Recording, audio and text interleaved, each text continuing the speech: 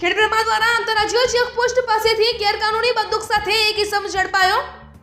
Khedbrahma police સ્ટેશનના PSI E V Joshi તથા સ્ટાફના head constable Mohanbhai, Shomabhai, Jaydeepbhai, Jitabhai, police constable Vikaskumar, Hasmukhbhai, Vasubhai, Indubhai, Kinjalbhai, Ramabhai તથા driver police constable Nileshbhai, Prabhudas વગેરે પેટ્રોલિંગમાં હતા ત્યારે હેડ કોન્સ્ટેબલ મોહનભાઈને મળેલ બાતમીના આધારે તેમણે જાણ કરેલ કે પઠારા ગામે મકવાણા ફળિયામાં રહેતા સુરેશ શંકરભાઈ પરમાર દેશી ફૂલડીદાર બંદૂક ધરાવે છે અને તે બંદૂક લઈ નજીકમાં આવેલા રાજસ્થાન બોર્ડર પાસેના જંગલમાં છુપાવવા જઈ રહ્યો છે। ત્યાં આધારે ચેકપોસ્ટ નજીક ઇલેક્ટ્રિક ડીપી પાસેથી એક ઇસમ કાળા કપડામાં કંઈક વસ્તુ લપેટીને લઈ જઈ રહ્યો હતો। તેને પકડી તપાસ કરતા તેની પાસેથી કાળા કપડામાં લાયસન્સ વગરની એક ફૂલડીદાર દેશી બનાવટની બંદૂક મળી આવતા તેનું નામ પૂછતા તે સુરેશ શંકરભાઈ પરમાર પઠારા મકવાણા ફળિયામાં રહેતો હોવાનું જણાતા તેની વિરુદ્ધ ખેડબ્રહ્મા પોલીસ સ્ટેશને આર્મ્સ એક્ટ મુજબ ગુનો નોંધી કાયદેસરની કાર્યવાહી કરેલ છે।